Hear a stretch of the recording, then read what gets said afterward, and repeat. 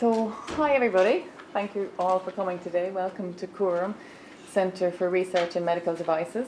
My name is Mary Deely and I manage the film programme here. That's a part of the public engagement programme that CÚRAM runs. Science on Screen started back in 2016 and it was a partnership between Galway Film Centre and CÚRAM, and it's a partnership that has really flourished in that time, and we've 4 really good documentaries to show for it, and we'll show you trailers of them today. This year we're excited to have new partners involved. So we have PPI Ignite and the HRB Primary Care Clinical Trials Network Ireland. By the end of today you're all going to know exactly what those mean. So there's lots of people to get through, so we'll get cracking. By the way, these talks are going to be recorded as well, and they'll be available on the Film Centre website next week. So just if you're worried that you're missing anything, you will be able to watch these again. So first up is Sarah Gundy. She is project manager here in CÚRAM. Sarah actually presented at the first Science on Screen Input Day back in 2016.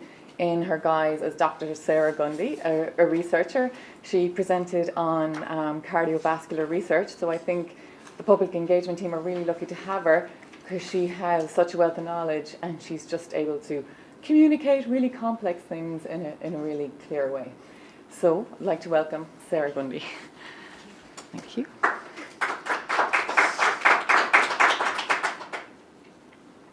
Okay, thank you, Mary, and welcome.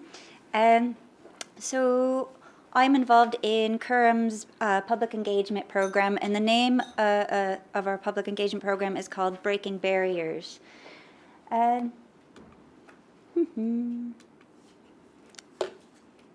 just use that. Okay, so I just wanted to tell you a little bit about CÚRAM if you've never heard of us before. We're the Centre for Research in Medical Devices, and we're funded by Science Foundation Ireland. And the reason we decided to create this researcher is to help people living with chronic illnesses. So people are living longer and longer, but because they're living longer, they're living with illnesses. And so we wanted to create a center to create devices and drug delivery technologies in order to help these people be able to live comfortably with these chronic illnesses. So, for example, by 2050, the number of people that have to live with diabetes is estimated to be 480 million people, okay? So even though people are living longer, we want them to live comfortably and have a good quality of life. And where you do this through creating medical devices. So we have specific areas that we focus on within our research center. And it's a collaboration of researchers, industries, and clinicians, okay? Because there's no point in the researchers creating this really good device or technology that doesn't get out to market, or it's not practical for a clinician to use. So we need industry input and we need the clinicians' input as well. So the main research areas are respiratory. So one example of this is drug delivery technology, where you inhale the drug rather than take it orally. We also work on helping people live with arthritis or tendon injuries. We also are trying to create ways for people to live more comfortably who are living with Parkinson's disease. And one of our first films was actually made about Parkinson's disease and the types of treatments and the patients. We also do a bit of renal and urology technologies, a bit of cardiovascular, whether that's to treat people who have suffered heart attacks or if they have critical limb ischemia. And also soft tissues, like to treat hernia repairs. So as part of our agreement with Science Foundation Ireland as our funding provider, we have a public engagement program. And Science Foundation Ireland has an objective to have the most scientifically informed and engaged public. So our public engagement program would support this objective. Okay? So we don't just do the research, we also want to tell people about the research. Okay? So 9 out of 10 people agree that STEM is essential for the future. Okay, everyone thinks science is important, whether it's to study at school or to promote to girls. Everyone agrees, yes, we have to do science. It's important we teach people about it. But people aren't really confident in their ability to do science. Maybe it's a bit too specialized for them to understand. So that's where we come in. We want to help people become aware of how science is relevant in their everyday lives, and we want to boost their confidence in their ability to do science. Like, people are doing science already, and they generally are pretty good at it already. They just need to be made aware of this. Okay. So more and more people are starting to seek information on STEM subjects. So 24% of people have actively searched for information on STEM. And the most popular ways where they try to seek this information is through the internet or on TV. Okay. So our EPE program, Breaking Barriers, we have 3 residencies. So we have people who are either teachers, artists, or filmmakers come into our research centres. They learn about our laboratories and explore our research and work one-on-one with our researchers. And then they go out and they create resources to tell our story. Okay. So just briefly, the teachers, we have a teachers in residency program. One of our previous teachers is actually here, featured in the photo. So they come in for 10 sessions over a 6-month period. They meet with the researchers, and then they develop cross-curricular lesson plans, which are available for other teachers to use across the nation. And then we have an artist in residency program, where the artists come into the laboratories, work with the researchers, and do community workshops and act as a bridge in order to present our research to underrepresented communities that may not have access to STEM so easily. And then Science on Screen, which are the filmmakers in residence program. So we've had 4 documentaries made through this program. And so this is going to be our 5th one. And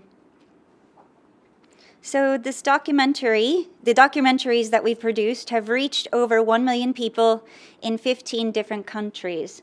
And these countries are the US, Germany, the Netherlands, and even Antarctica.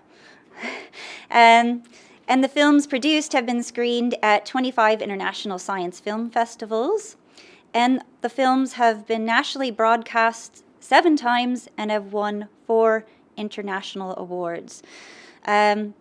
So it's a good program. It has a good track record, and so we're going to keep it going this year with a new theme. And this year's theme is going to be a collaboration with PPI Ignite. Okay, I'll tell you a little bit more about that, but first I wanted to show you the trailer of one of our first films that we made called Feats of Modest Valor, which had won 3 awards, and it was made about Parkinson's disease.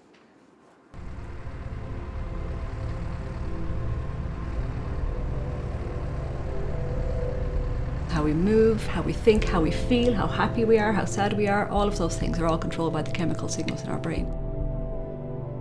Having too much or too little dopamine can affect our brain, can affect our bodies. In Parkinson's disease, it's the brain cells that make dopamine. Some of those brain cells start to die and degenerate, so we have less dopamine in the brain.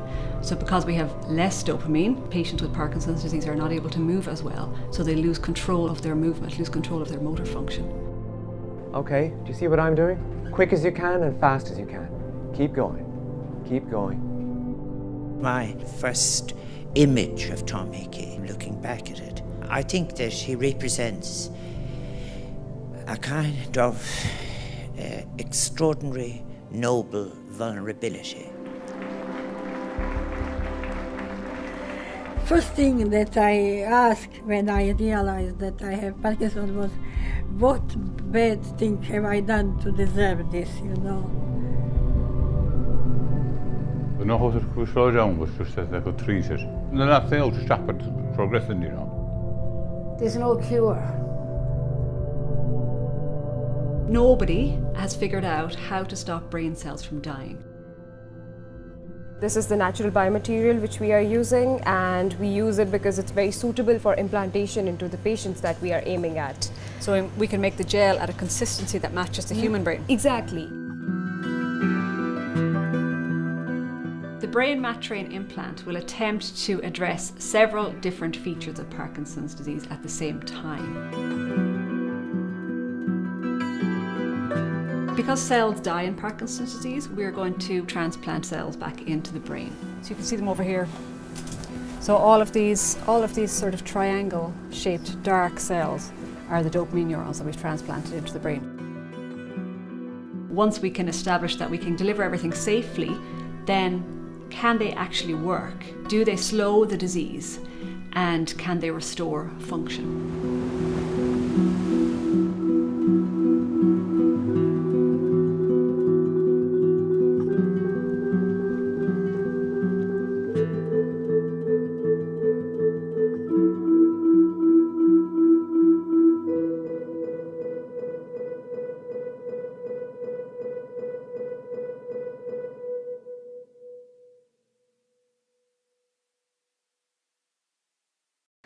Okay, so this is how our EPE program was structured, but now we're progressing our EPE program and we're adding an advocate pillar to the program, and in particular with respect to patients.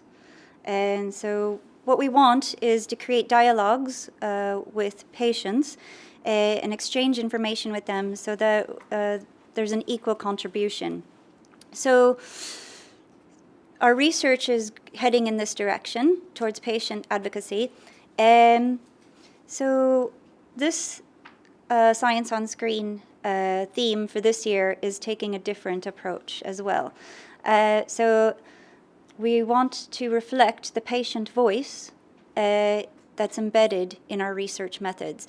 So by connecting our researchers with the patients, their voice will be reflected in the way that we do our research methods. And we're learning a lot about how to do this properly and to maintain respect between the researchers and the patients. And that's what we're learning from PPI Ignite at NUI Galway. And Edel Murphy is here today, and she's going to be telling you what PPI is really all about. And so I just wanted to introduce her first. And it's really important that we embed their voice within our research, and because they can affect the way that we do the research methods.